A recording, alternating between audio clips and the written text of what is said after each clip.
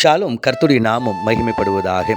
கர்த்தருக்குள் பிரியமானவர்களே, வேதவசனம் இப்படியாக சொல்கிறது, நீங்கள் எனக்கு விரோதமாய் பேசின பேச்சுக்கள் கடினமாய் இருக்கிறது என்று கர்த்தர் சொல்லுகிறார்.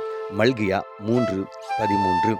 கர்த்தருக்குள் பிரியமானவர்களே, கடந்த 5 நாட்களாக நாம் மல்கியா புத்தகத்தில் ஒரு சில காரியங்களை தேவன் தியானிக்க நமக்கு உதவி செய்தார். விசேஷமாக ஏன் மல்கியா புத்தகத்திலிருந்து மத்தேயு புத்தகம் வரை, அதாவது 400 வருடங்கள் தேவன் பேசாமல் இருந்தார், சைலண்டா, அதாவது அமைதியா இருந்தார். இந்த காலத்தை இருண்ட காலம் என்று வேத வல்லுநர்கள் சொல்றாங்க.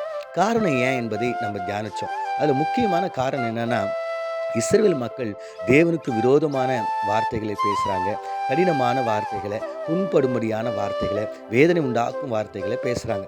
எப்படின்னா, ஆண்டவர் சொல்லுகிறார், நான் உங்களை நேசிக்கிறேன் என்றால் எப்படி நேசிக்கிறீங்க அப்படின்னு சொல்லிட்டு கேட்குறாங்க. ஆண்டவர் சொல்லுகிறார், எனக்குரிய கனம் எங்கே, மகிமை எங்கே, நான் தேவன் என்றால் எனக்கு எங்கெங்கும் போது நாங்கள் தான் அதை உங்களுக்கு கொடுக்குறோமே, என்னோட பலிபீடத்தை நீங்கள் அசுத்தப்படுத்துகிறீங்கன்னா நாங்கள் எங்கே படுத்தணும், இப்படி ஆண்டவருக்கு விரோதமாய் வேதனைப்படுத்துகின்ற வார்த்தைகளை பேசும்போது கர்த்தர் இவர்களோடு கூட மௌனமாய் இருப்பதே நலம் என்று மௌனமாய் இருக்கிறார்.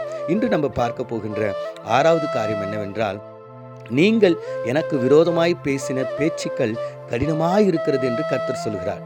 அதற்கு அவங்க சொல்றாங்க, ஆனாலும் உமக்கு விரோதமாய் என்னத்தை பேசினோம் என்கிறீர்கள் என்று கர்த்தர் சொல்கிறார். ஆண்டவருக்கு விரோதமான நிறைய வார்த்தைகளை இவங்க பேசுறாங்க. இல்லை, நம்ம கூட ஆண்டவருடைய பிள்ளைகளாக இருக்கிறனா அநேக நேரங்களில் ஆண்டவருக்கு விரோதமான வார்த்தைகளை நம்ம பேசுகிறோம்.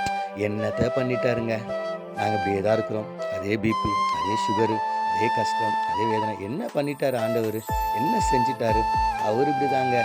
ஒரு சாட்சி இல்லாத வார்த்தைகளை, ஆண்டவரை பிரியப்படுத்தாத வார்த்தைகளை, ஆண்டவரை கனப்படுத்தாத வார்த்தைகளை நம்ம அநேக நேரங்களில் பேசுகிறோம்.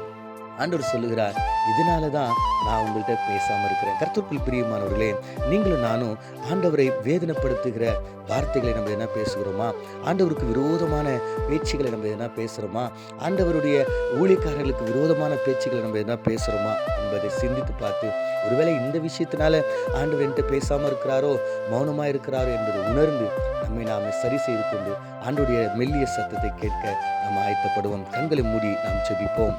எங்களை அதிகமாய் நேசிக்கிற எங்கள் பரலோக தகப்பனே, நாங்கள் வாசித்து தியானித்த இந்த வேத வசனத்தின் பிரகாரம் ஆண்டவரே, நாங்கள் அநேக நேரத்தில் ஆண்டவர் உமக்கு விரோதமாய் பேசின பேச்சுகளை நாங்கள் நினைத்து வேதனைப்படுகிறோம்.